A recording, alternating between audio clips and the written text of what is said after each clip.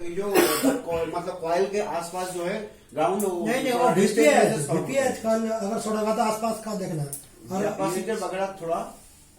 और ये जो बक्कल छोड़ेगा तो अभी शॉर्टिंग जब आएगी तो मैं शॉर्टिंग का क्लियर करूंगा, ठीक है। अभी बस आप ये समझो कि ये शॉर्टिंग किस तरह से है डीसी पावर सप्लाई के अकॉर्डिंग, ठीक है। अभी डीसी पावर सप्लाई को समझो कि हाँ यहाँ से शॉर्टिंग हो सकती है। आपको एक मोटा मोटा दिमाग में डालना है कि हाँ यहाँ से शॉर्टिंग हो सकती है, ठीक है। नेक्स्ट चीज, without on off switch press था, अब ऑन ऑफ स्विच प्रेस है, मतलब कि ऑन ऑफ स्विच हमने क्या कर दिया है, प्रेस कर दिया है, और उसके बाद रीडिंग हम देख रहे हैं, ठीक है। विदाउट ऑन ऑफ स्विच हमारा क्या है रीडिंग 00000, ठीक है।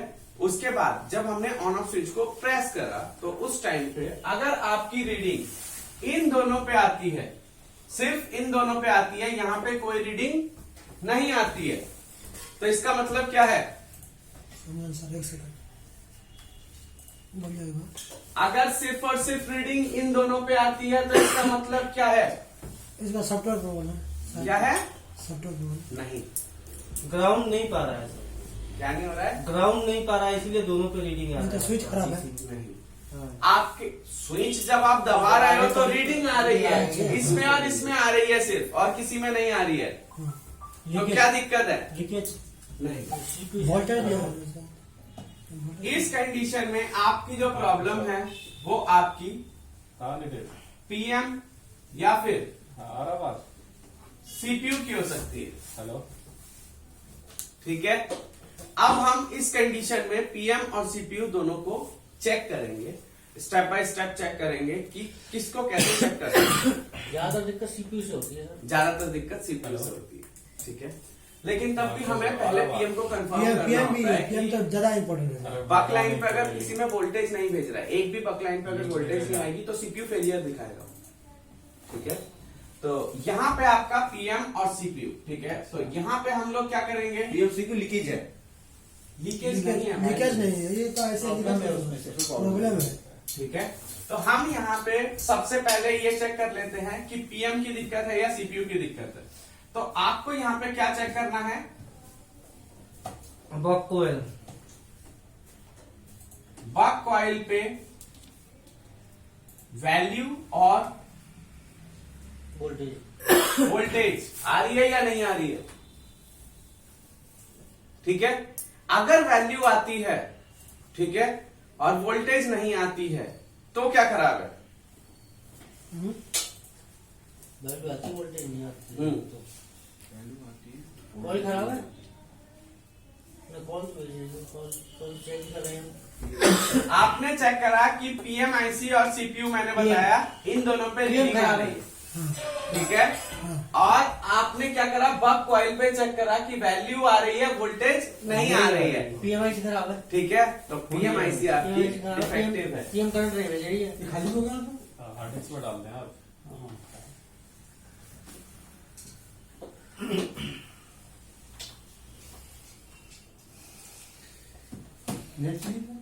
हाँ होने देते, मतलब पीएमआईसी से वोल्टेज पास नहीं हो रहे। हाँ जी,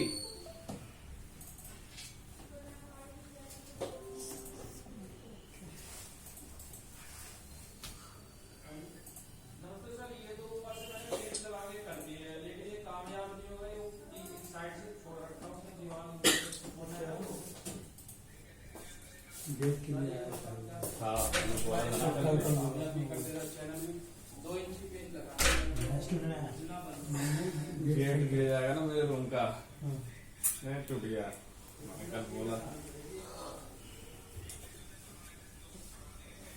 अगर वोल्टेज नहीं आती है तो इसका मतलब,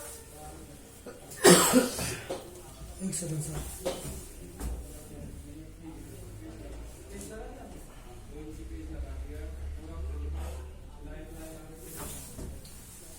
अगर वोल्टेज नहीं आती है तो भी पीएम की दिक्कत है। अगर दोनों ही नहीं आते हैं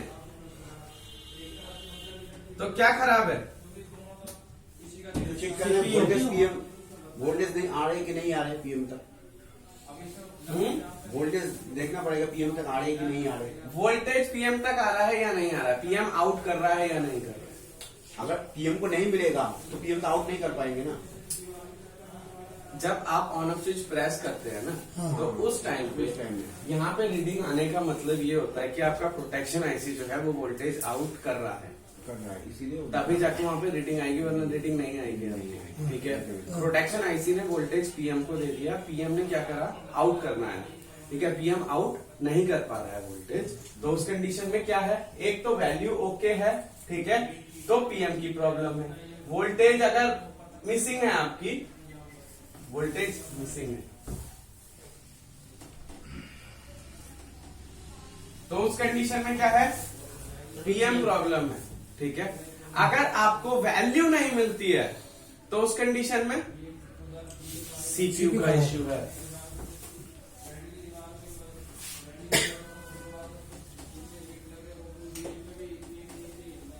नो वैल्यू का मतलब सीपीयू,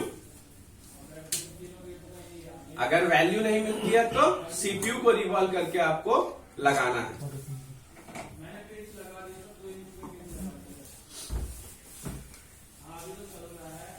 अब मैं ये आपसे पूछता हूं कि वैल्यू क्यों आती है, किसी भी जगह पे वैल्यू क्यों आती है। जब हम मल्टीमीटर से चेक करते हैं, बीप रेंज पे रख के, रेड प्रॉप ग्राउंड पे रख के और ब्लैक प्रॉप से चेकिंग करते हैं, तो वो वैल्यू क्यों आती है। लाइन ठीक है तो आती है। लाइन चेक करने के एक तरफ वैल्यू आती है और एक तरफ नहीं आती। नहीं आती है सर। क्यों, क्योंकि सीपीयू जो होता है ये आपका किससे बना होता है, ट्रांजिस्टर्स से बना होता है, और ट्रांजिस्टर्स किससे बनते हैं, डायोड से बनते हैं। तो डायोड में एक तरफ वैल्यू आता है, एक तरफ वैल्यू नहीं आता है। ठीक है, तो रेड प्रॉप अगर हम ग्राउंड पे रखते हैं, रिवर्स डायरेक्शन पे चेक करते हैं डायोड को हमेशा, रेड प्रॉप ग्राउंड पे रखते हैं, ब्लैक प्रॉप से चेक करते हैं तो वैल्यू आता है। लेकिन अगर हम ब्लैक प्रॉप ग्राउंड पे रख के रेड प्रॉप से चेक करते हैं तो वो उल्टा सीधा रीडिंग देगा या फिर वैल्यू नहीं देगा। ठीक है, तो ये इस तरह से आप चेक कर सकते हो इस जगह की रीडिंग। सेकेंड चीज, अब आपकी कहानी आती है इन दोनों पे। ठीक है, इन दोनों की रीडिंग्स के ऊपर हम आते हैं। अब ये दोनों रीडिंग्स आपको दो तरह की मिलेगी, इसके अंदर दो तरह की रीडिंग आएगी। एक आएगी आपकी स्टिल और एक आएगी आपकी रिवर्स।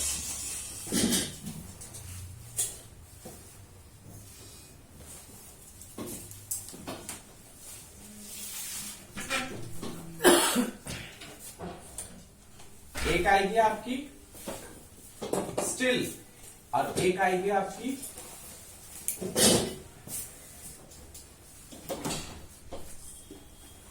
रिवर्स।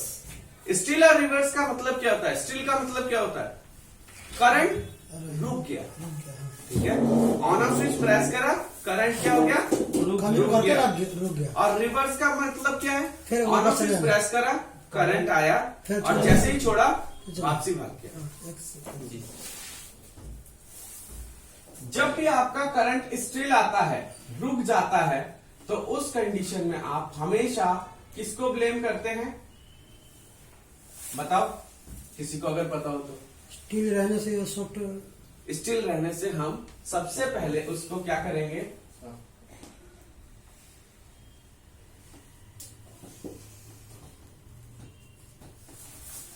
कॉम्पोर्ट चेक करेंगे डेटा केबल लगा के। क्या करेंगे, डेटा केबल लगा के कॉम्पोर्ट चेक करेंगे। कॉम्पोर्ट मीन्स सर, कॉम्पोर्ट का मतलब जब हम मैनेजमेंट में जाके जब सॉफ्टवेयर करते हैं तो उस टाइम पे पोर्ट चेक करते हैं ना, पोर्ट बना रहा है, कॉम्पोर्ट चेक करेंगे कि कॉम्पोर्ट बना रहा है, मोबाइल जो है वो सिस्टम के साथ कनेक्ट हो रहा है या नहीं हो रहा है। अगर हमारा कॉम्पोर्ट आता है तो इसका मतलब क्या होता है कि सीपीयू और पावर दोनों ओके है।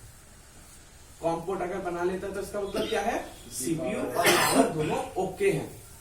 हमें किस पे काम करना है, अब कॉम्पोर्ट चेक करा, कॉम्पोर्ट चेक करने के बाद आपको एक बार नॉर्मल फ्लैशिंग करनी है। क्या करना है, नॉर्मल फ्लैशिंग, नॉर्मल फ्लैशिंग करनी है। नॉर्मल फ्लैशिंग करने के बाद आपको देखना है कि कोई एरर आ रहा है क्या उसके अंदर। अगर उसमें कुछ भी एरर आता है तो आपको ईएमएमसी प्रोग्राम करने की जरूरत पड़ेगी। और अगर नॉर्मल फ्लैशिंग से ही हैंडसेट ऑन हो जाता है तो फिर कोई दिक्कत ही नहीं है आपको। सर चेक कंप्यूटर के नीचे क्या लिखा है? Normal flashing. हाँ जी,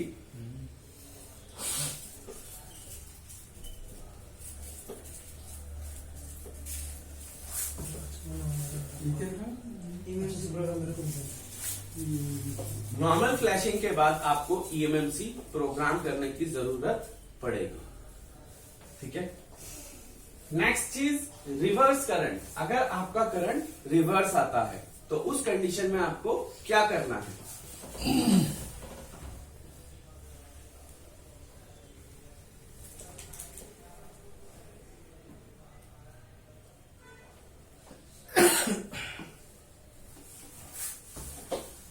रिवर्स करंट में भी दो चीजें आपको देखनी है। रिवर्स करंट में क्या देखना है? दो चीजें देखनी है। कौन सी चीजें देखनी है? रिवर्स करंट के अंदर आपको आवाज हाँ हाँ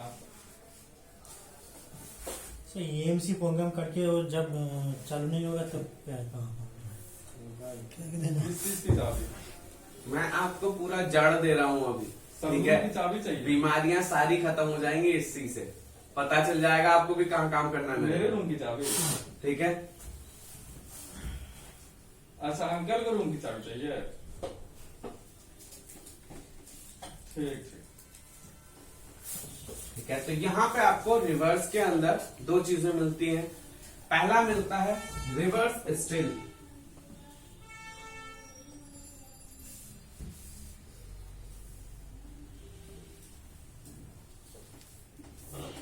रिवर्स स्टिल का मतलब ये होता है कि ऑन ऑफ स्विच आपने प्रेस करा, रीडिंग एक जगह पे जाके रुक गई और फिर जैसे ही ऑन ऑफ स्विच छोड़ा रीडिंग फिर वापसी 0 आ गई।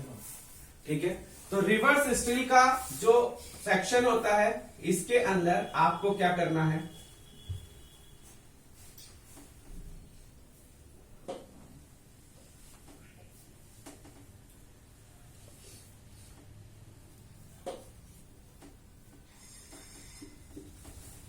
Connect ISP.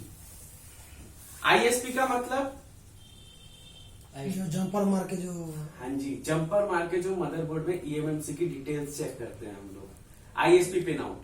ठीक है। आईएसपी से कनेक्ट करके हैंडसेट को उसके अंदर ईएमएमसी के एरर देखने की कोई एरर है क्या नहीं है। ठीक है। इस जगह पे आप ईएमएमसी उतारोगे नहीं या ईएमएमसी पे सॉफ्टवेयर अपडेट करने की सोच भी नहीं सकते आप, क्योंकि वहां पे कॉम्पोर्ट नहीं बनेगा आपका। ठीक है। इस जगह पे क्या करना है आपको? आईएसपी पे कनेक्ट करना है और यहां पे आपको एरर देखना है कि कौन सा एरर आ रहा है।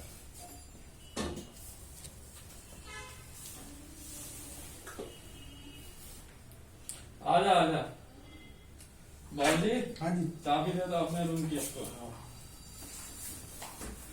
सर रिवर्स स्टील में बारे में दोबारा बोलना। क्या? रिवर्स स्टील में रिवर्स स्टिल के अंदर आपको आईएसपी कनेक्ट करना है।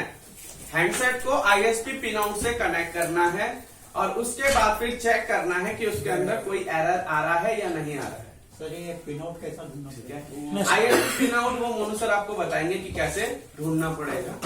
ठीक है। सर, कैसे कैसे आप कनेक्ट करोगे वो सारी चीजें वो मोनू सर आपको क्लियर कर। रिवर्स स्टील क्या होता है? रिवर्स स्टिल का मतलब ये होता है कि आपने हैंडसेट का ऑन ऑफ स्विच प्रेस करा, रीडिंग आपकी एक जगह पे जाके रुक गई और जैसे ही ऑन ऑफ स्विच छोड़ा फिर वापसी 0 पे। और वो जो रुकी है वो किस पे रुकेगी? इन दोनों डिजिट्स पे रुकेगी।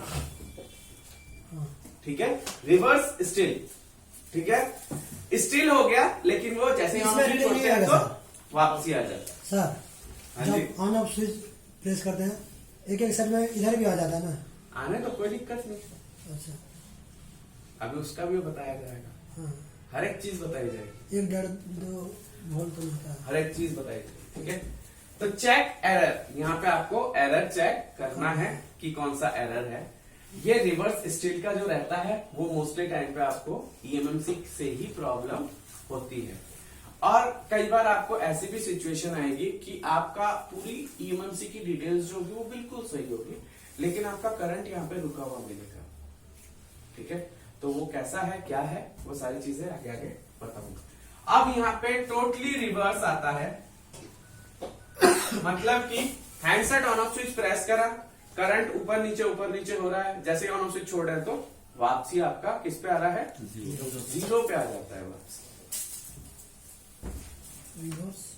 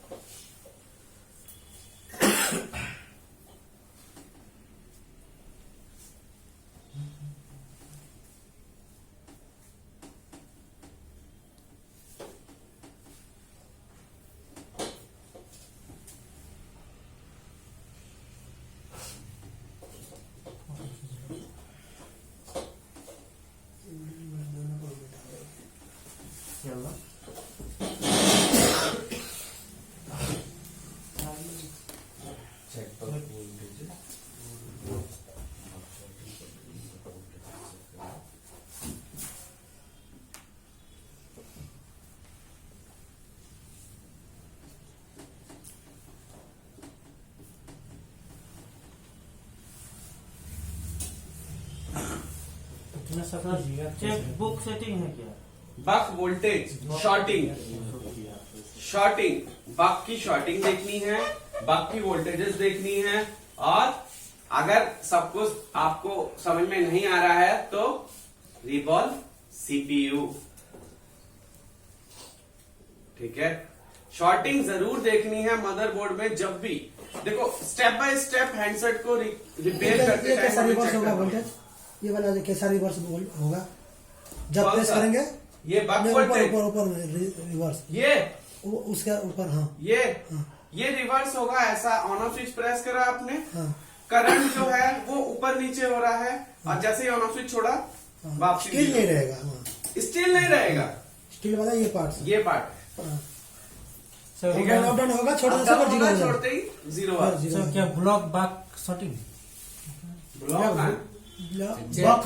बक शॉर्टिंग, चेक बक वोल्टेजेस। अगर शॉर्टिंग नहीं है तो वोल्टेजेस चेक करनी है। अगर वोल्टेजेस नहीं आती है तो इसका मतलब क्या है, नहीं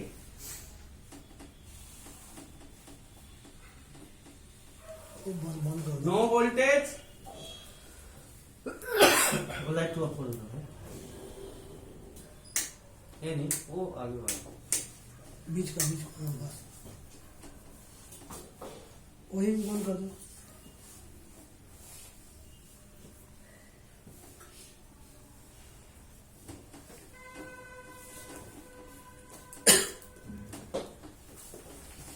सर ये क्या? अगर वोल्टेज नहीं आती है तो उसका नो वोल्टेज लिख दिया मैंने यहाँ पे। Revolve PM, change PM. Revolve करने एक और चीज, आप लोग जो भी आईसीज यूज करोगे, मार्केट से परचेज करके आप आईसीआर यूज करोगे, है ना? तो मार्केट से जब आप परचेज करोगे तो थोड़ा अच्छा लिंक लेना। ऐसा मत करना कि सस्ते की तरफ भागो, सस्ते की तरफ कभी मत भागो। आईसी एक ऐसी चीज है जो आपको डुबो भी सकती है और आपको उठा भी सकती है। ठीक है, अब ऐसा क्यों? क्योंकि मैक्सिमम सेलर इंडिया में जो हैं वो क्या कर रहे हैं और चाइनीज में क्या दे रहे हैं, ये मैटर करता है। इसको बंद कर दो।